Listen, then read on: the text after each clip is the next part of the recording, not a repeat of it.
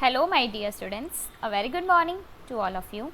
So let us continue with chapter number 5, that is working with tables in MS Access. In the previous chapter we have discussed the basic concept of database and the various components of MS Access database. A table is the basic component of a database in which you can enter the data. In this chapter we will learn how to work with tables. Okay, so in the previous chapter we have already discussed that the various components of MS Access database and how it is used.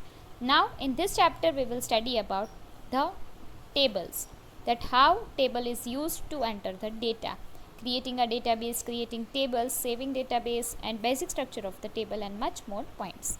So let us start with creating a database.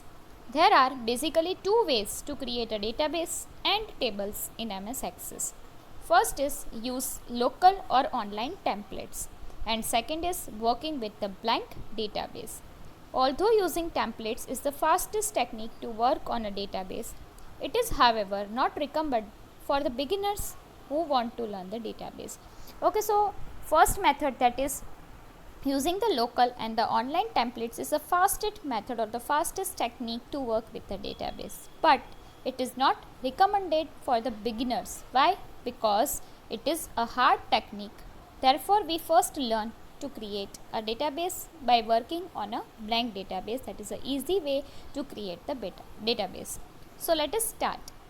Let's follow the steps given below to create a database. First, start the MS Access by clicking on the Start button and selecting Microsoft Access 2010 options from the Microsoft Office folder.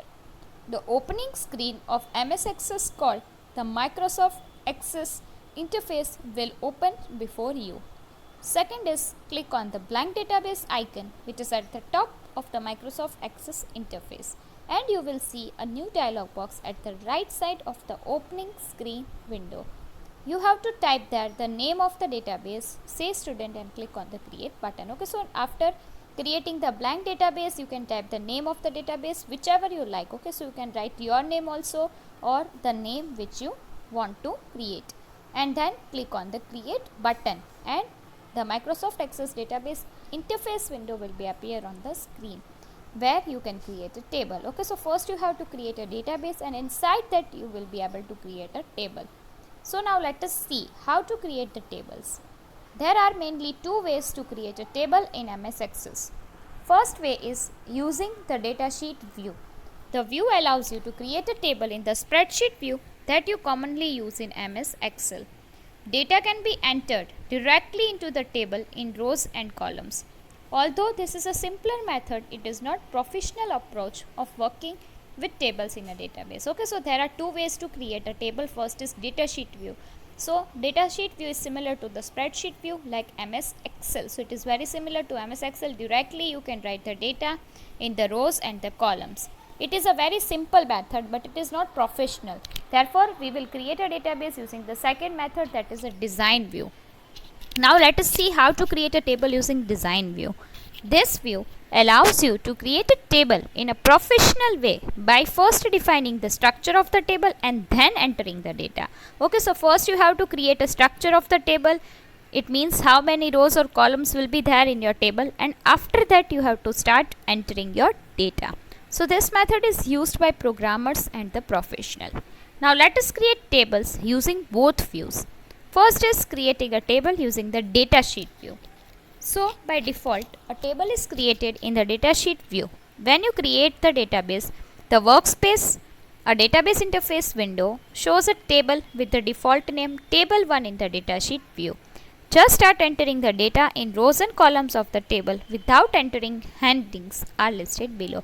Okay, so by default when you will click on the create button, it will be created in the datasheet view. After that you have to see that the default name of the table will be table1. If you want, you can change the name of the table and just start entering the data in the rows and the columns without giving the headings. In the datasheet, the field name by default is seen as ID field 1, 2, 3, etc., where ID is used for identification number generated automatically, and 1, 2, 3 and so on. However, you can also rename the fields later on. After entering the data, you should save the table either by pressing the Ctrl S key together or choosing the Save option from the File menu button. Type the name of the table in Save As box and press the OK button. Okay, so whenever you will open it, the name of the table will be table 1 and the name of the field will be ID field 1, ID field 2, ID field 3. ID stands for identification number. Okay, so after you have entered the data, your table is ready. You can save it using a save option or pressing Ctrl S from the keyboard and click on the OK button. Okay, so this is the way you can save your table. So this is how you will see that the table is created. The field are field 1, field 2, field 3, field 4. This is the ID which is used for the identification number. Okay, so after that you have to press Control field or go to File and Save option, and this dialog box will be appear. Write the name of the table and click on the OK button, and your document will be saved or your table will be saved. Now let us see how to create a table with another way, that is using a design view. So the design view allows you to enter names of the fields in the table and specify then the data types. A data type indicates the kind of the data, for example number, text or dates to be stored. Let's create another table in the database. The name of the database will be database 1.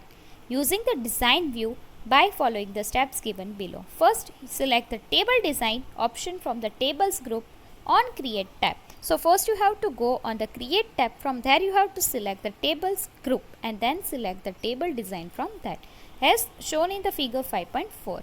You will see the table design screen with 3 columns. First is field name, second is data type and third is description. So there you have to enter the field name, the data type and the description in each field of the table as shown in the figure 5.5. So there are 3 fields. First is field name, second is data type and third is description. So you have to type the details in this field. So this is how you can create a structure of the table. So this is called creating the structure. Next, save the table either by pressing Ctrl plus S key together or choosing the save option from the file menu button. Type the name of the table in the Save As box and press OK button as shown in the figure 5.6 as we did in the datasheet view. Fourth, a message box will appear on the screen giving you warning that no primary key is defined. Click on the No option.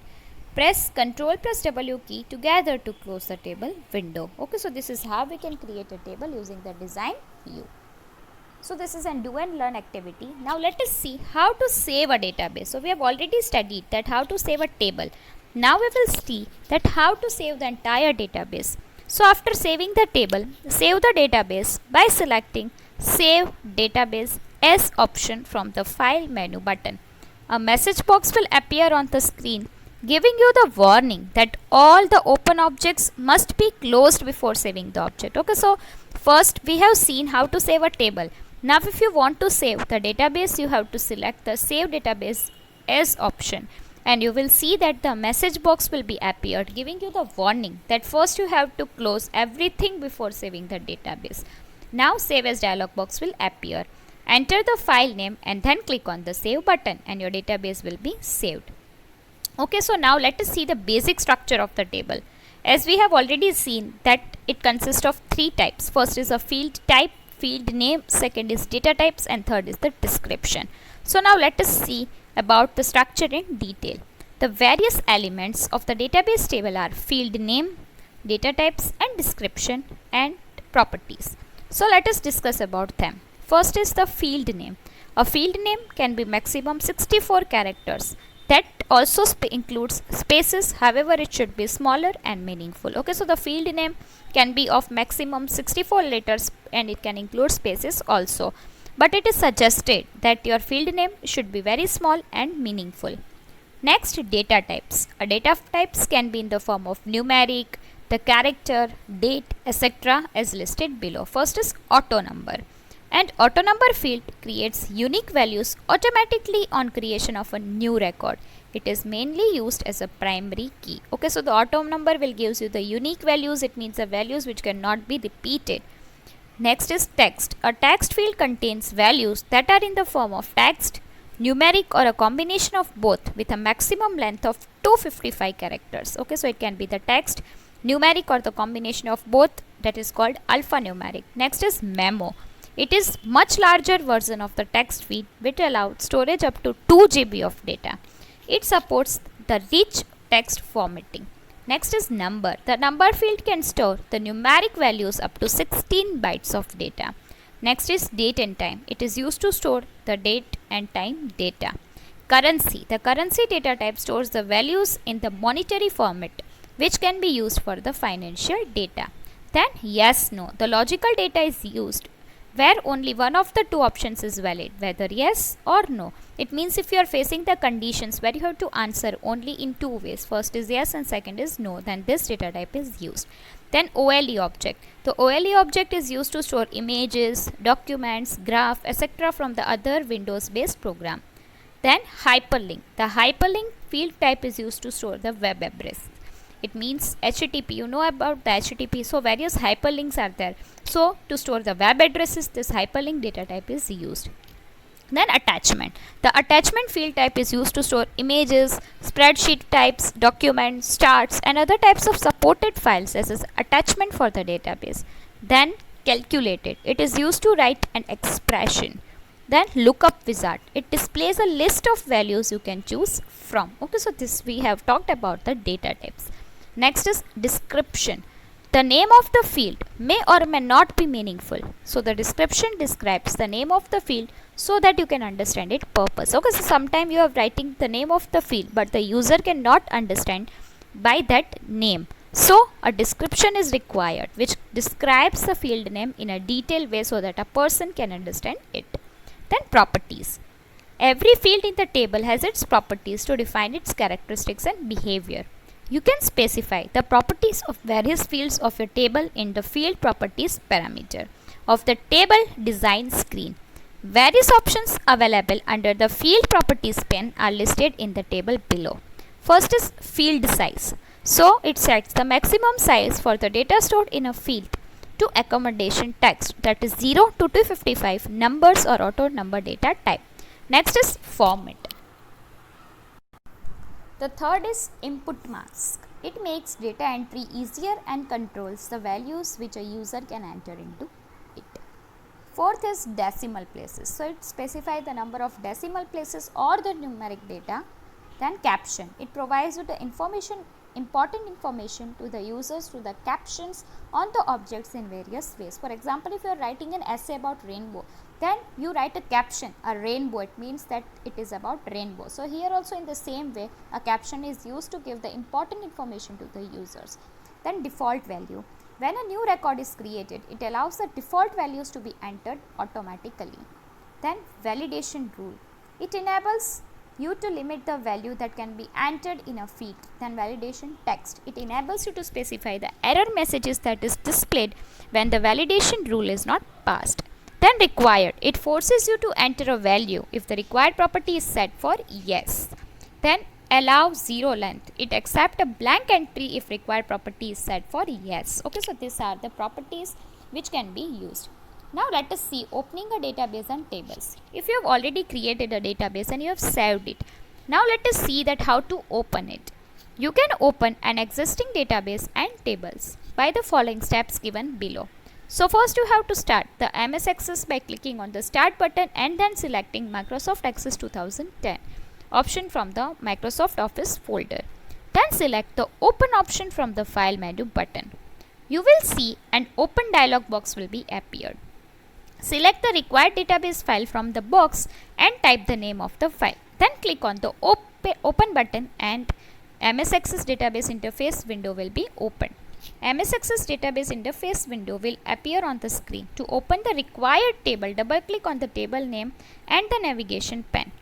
The table will be open in the datasheet view. Okay, so this is how you have to open. First you have to open the MS Access database. From that you have to select the file menu and select the open option. Then you will see that like this open dialog box will be appeared. Select the database you want to open and click on the open button. So after clicking on the open button, you will see that the database will be appeared. From the navigation pane, you have to select the table which you want to open and it will be opened in the datasheet view. Now let us see how to modify the structure of the table. If you have already created the structure of the table, now you want to modify it, then how it is possible? Sometimes you may need to modify the structure of the table. You can insert new fields and delete any of the field. You can also change the name, the data type and the other parameters of the field. It means the modification is possible in the creating the structure of the table. So first let's see how to insert the field.